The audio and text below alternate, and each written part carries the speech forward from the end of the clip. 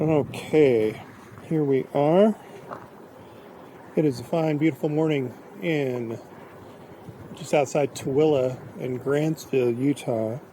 And what you're looking at right now, what I'm pointing at, that is called Stansbury Island, and that's where I'm headed.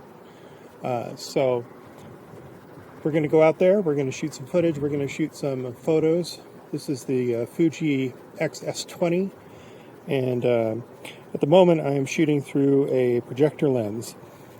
Now, the nice thing about this is, with the projector lens, I can put whatever lens I want on the camera, and I get full autofocus.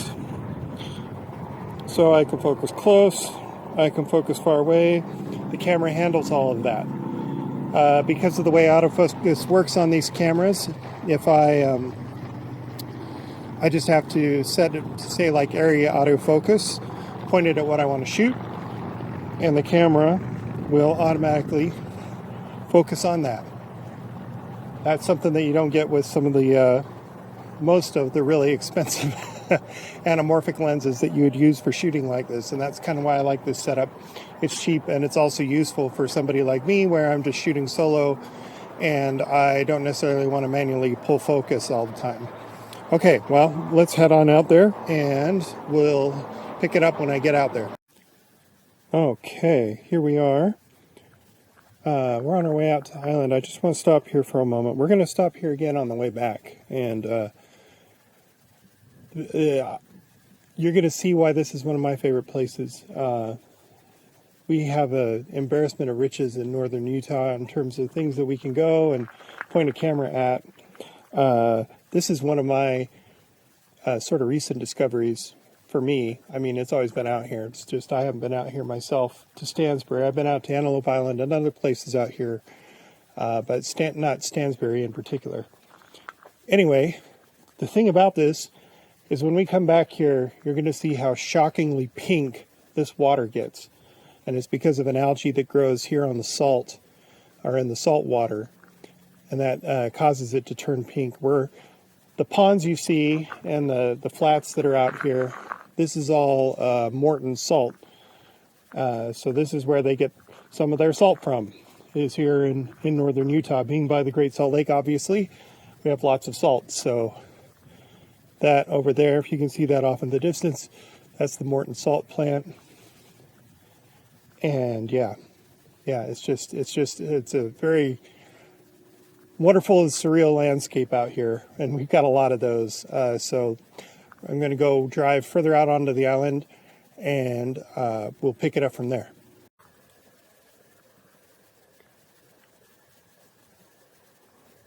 All right, I don't know if I got that, but there was a rabbit that was just out here.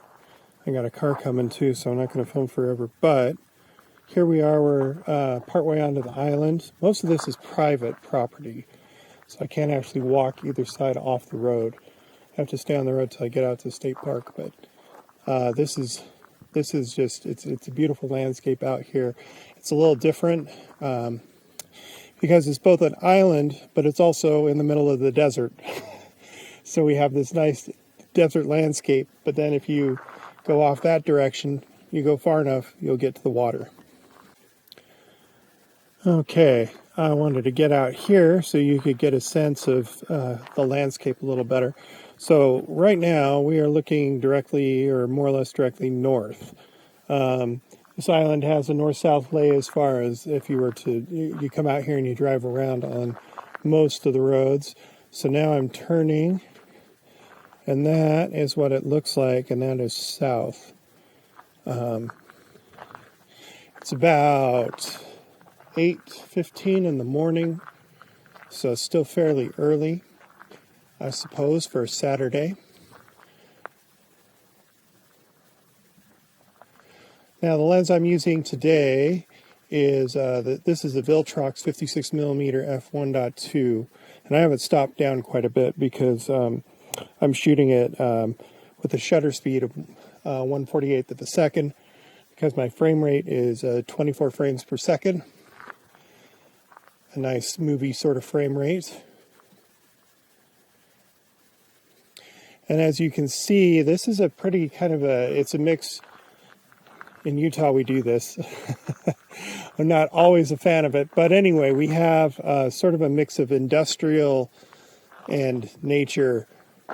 So out to that direction, there's a big chemical processing plant. You know, you can see here, there's their no trespassing sign. And then you have all this. Now, like I've said earlier, I can't go explore it because of that no trespassing sign. This is privately owned. But this road leads out to a state park, Stansbury State Park, and we're going to go out there. Now, the pink in the water, you see it best when the sun is out from behind the clouds, and it's a partly cloudy day. It rained a bit earlier this morning, so I don't know necessarily if the clouds are going to pull away before I get off of the island. Hopefully they will. It's about 7.5 miles out and 7.5 miles back on the dirt roads. And so it'll take me a little bit longer to get out there, a little bit longer to get back. It looks like probably over there, near the end of the island, I can see sunlight on that hill. So I think the sun will be out enough that we can see the pink in the water. Because out at the state park, you can see the pink pretty well when the sun is out. And as you can hear when I'm not talking, it's very quiet.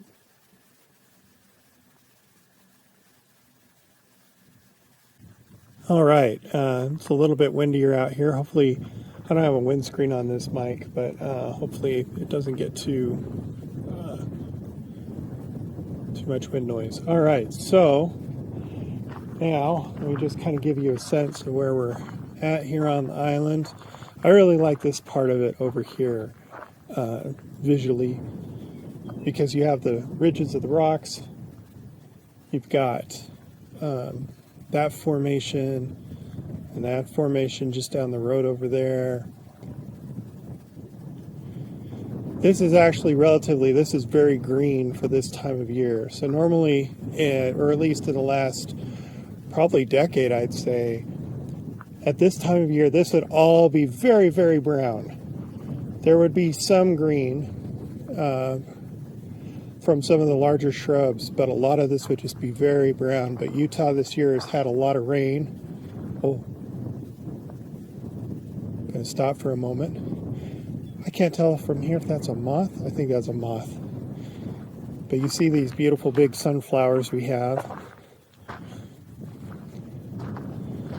I kind of wonder if Utah ought to not just grow a whole bunch of sunflowers, because that is a thing that they just grow like crazy out here. Especially out here in this area.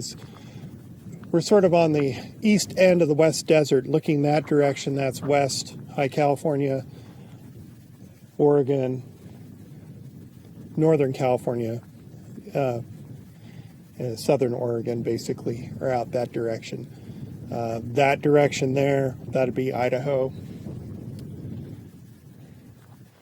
That direction there, if we go really far, that would be Nevada and California. Oh yeah, Nevada. Can't forget Nevada. Okay, now we're here at the state park. I'm going to walk on out towards the water. Walk towards this pool over here.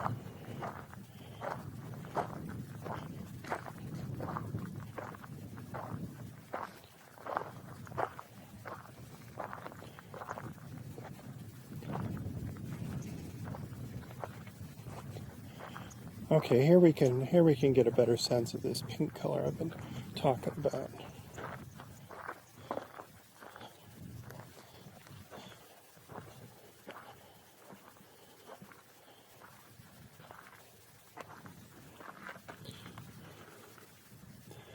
There we go. I think this is better. Now I just switched my bit rate. So this camera can shoot at 50 megabits per second up to 360. And I had been at 360 and I have space left, but I wanted to test out these different bit rates. Anyway, so right now I'm at 100. And I have some footage that I shot at 50 earlier, and all the stuff that you've seen up until now has been shot at 360. So we're going to get a sense. Now this is all open gate, so this is the full sensor. Aspect ratio is 3:2. And then this projector lens that I'm shooting through, this is a 2x lens, so this is going to expand out to basically more or less a nice cinematic sort of aspect ratio when I do the 2x de-squeeze on this footage later. Now in the viewfinder, I don't know if there's a de-squeeze mode on the viewfinder itself or not. I'll have to look that up because I got the camera yesterday, and you know, you always run out and use your new stuff when you get it. So I haven't taken time to check everything yet. Oh, look at that cool moth. Oh, he just flew right past me. Awesome. I love those moths.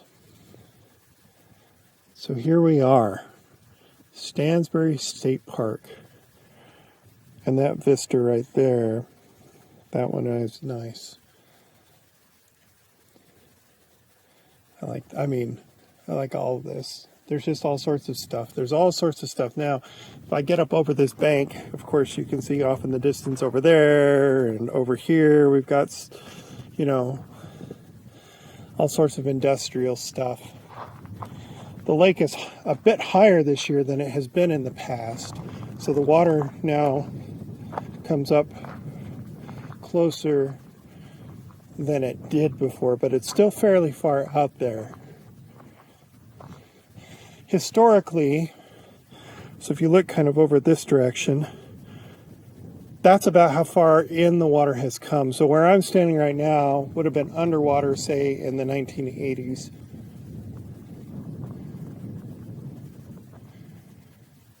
When the lake was about, I want to say, at least 10 feet higher probably than it is now. Maybe not quite so much. I don't know. I have to go look that up. But the point being that this ground, which is wet, this ground would have all been underwater at that point in time. And so if I point back to over by where my car is parked and over that way, so probably the water would have been lapping up against right about there-ish along the edges here.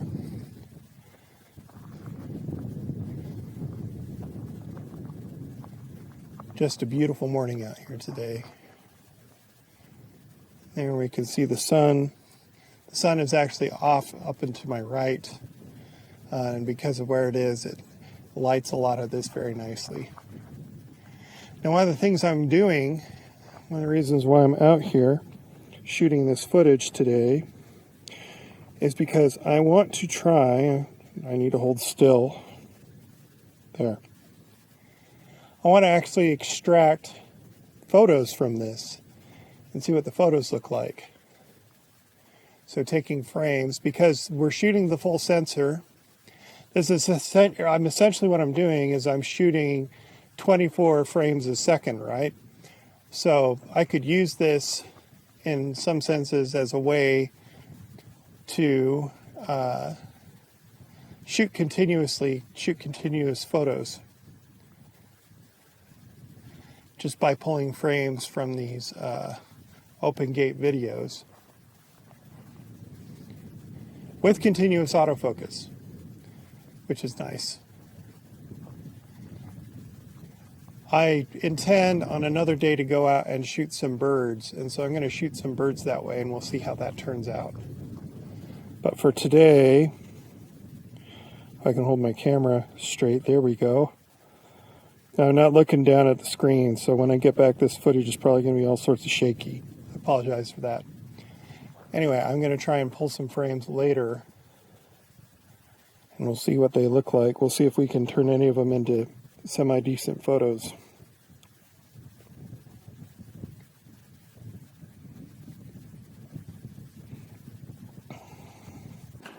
Okay, I'm in the car, so this is shot through the window through the projector lens. Boy, we've got all sorts of optics in front of this lens. Anyway, the sun just came out, and I like that. So I'm going to get that. I'm going to actually set this right here on the steering wheel so it's nice and solid. Yeah.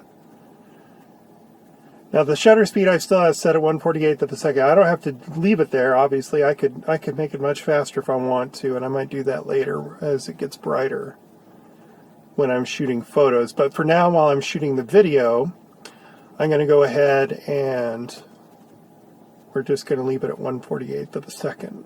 And we'll see if we get anything that is actually in focus. Okay. All right. I just changed in another setting. So I've been in long GOP, and I've also been in 420. So now I'm shooting 422. Looks like I got 31 minutes of time on this card left at 422, and this is at 100 megabits. So I bet if I was at 360, I'd have about 10 minutes of shooting time on this card. Anyway, I'll do a little bit of that so that I can pull frames from that at 422. The frames I pull from earlier are going to be 420. So, and this is all-Intra. So the difference between long GOP and all-Intra compresses each frame separately, whereas long GOP, I believe, applies some other compression algorithms, and it compresses frames in batches or something like that. Anyway, we'll pull footage from this later, or I'll pull stills from this later, as isn't the best shot in the world, but I just wanted to make sure that I recorded this, because both for your benefit and mine, because I know that I will forget later. And we're going to go ahead and we're going to close this down. There we go. Take just another stop. So we're at f16 right now. So this isn't going to be the sharpest footage because I'm shooting through a window, and also because it's at f16. And most lenses, after you stop down below 8 or 11, you start having issues with diffraction, especially on some of these smaller sensors like ASPC size sensors. All right, off we go. Okay, so I hopped out of the car. We're going to get some of this. We're shooting, this is again, when I switched to all-Intra, it switched it automatically back up to 360 megabits per second. So if you are going to do what I'm doing, and you're going to test photos, pulling photos as stills from movie mode, this is the highest quality setting that you can record internally. Now, I have an external recorder. I don't have it attached to the camera at the moment, so there will be another video about that where I do that. Because we could record the raw footage straight off of the sensor with F-Log and everything else, and then turn that into photos. And I really want to test that at some point in time. But for now, this is what you can record internally. Now, bear in mind, this is going to be huge, huge when I just squeeze this. So this is what is it? It's a 4160 by 6240. All right, so we're going to do a 2x D-squeeze. So multiply 6240 by 2.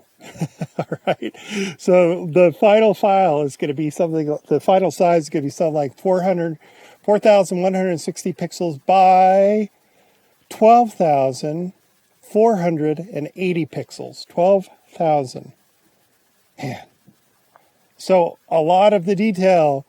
Obviously, nobody has a monitor that big, not even, so you're just not going to see them in terms of watching this as a video. The stills I post, I'm going to post links to the stills so you can actually get the full versions and see these gigantic, monstrous files in terms of size, in terms of pixel size. In terms of file size, we'll see how big they are. What I'm going to do is in DaVinci Resolve, you can export a movie as TIFF files. So I'm going to do that, and I'm just going to pull TIFFs from parts of this that I think look good. And then those TIFFs, I'll pick a few of them and convert them into images. And that's going to be huge. Those are going to be some huge TIFF files. Okay, I'm back out here by the ponds. I'm just going to pull over real quick and get a little bit. The reason being is you can almost see the pink. I have some photos I took with my phone, or with my device thingy, and I'll post those. I'm going to cut those in here, probably right about here. And you can see what this looks like. So when it's a clear blue sky and the sun's about where it is now, this gets, and it's a little calmer. You can see some ripples on the water, but when it's a little bit calmer, then you really get a sense of it. Now, if I turn back this direction, so this particular pool, this one's going to be more white. Some of the other pools over that direction, basically a bit further to the north, they tend to be more pink than this one does. And conditions vary, you know, that's going to change over the course of time, depending on how much water and salt is in there and all sorts of other stuff. But anyway, I just wanted to catch a little bit of this before we get back out onto the freeway. So I am going to head west on the 80, and we're going to go see what we can find out there. I'm pulling off the road for a minute here. This is one of my, this is an area I really like out here in the West Desert Room across the street here. Now this is, so we can get up a little bit over this. So that is the 80 freeway that heads out to Wendover, which is in Nevada. I think, actually they have an air show out there today. Unfortunately, I can't go out there because I need to be back in the city this afternoon, but it is no joke out here. So where I just got off the freeway, that's at mile marker 62. I got gas in a little place called Dell, and that's at mile marker 70. So you have a good stretch of about, I would say about 68 miles before you get to the next gas station. So if you do come out this direction, keep that in mind. You want to get gas probably in Salt Lake. That's your best bet. And then Tooele, there's gas stations kind of by the freeway, and then Dell, which is about 20 miles to the west of Tooele, and then after that, your next gas is in Wendover. Now it gets really, really hot out here, so even though this freeway is very well traveled, if you do come out here to explore, like I like to do, you want to make sure you have adequate water and everything else. And I would even make sure that you have stuff to patch a tire if you happen to get a flat, because some of these roads out here, like for instance this one, which I'm going to drive down for a little ways, and we're going to talk about what's down this road. If you get a flat tire out here, you're kind of SOL until somebody can come out to help you out, and that's not going to be cheap. So just be aware of that if you want to come out here and explore. But it is beautiful. It's really beautiful right now because it's actually way more green than it normally is. Normally this is all brown. But again, because of the water that we've been receiving this year through rain and snow, it has stayed relatively green for a lot longer.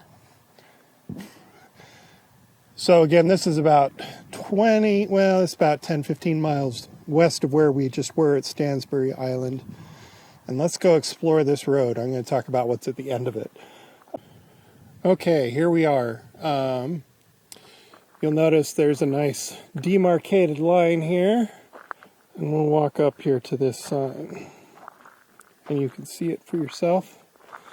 So yeah, so at the end of this road is one of the main training and test ranges for, they fly out of Hill Air Force Base, and I think there are other folks that come up here. I came up here once when I was a teenager. I had an opportunity to come out here actually onto the range and watch strafing runs. So these were, if I remember correctly, supersonic strafing runs. They were F-16s. You would see the jet. You would see the smoke from the gun coming out of the jet. and they would hit the target, the jet would be gone, and then you would hear the sound.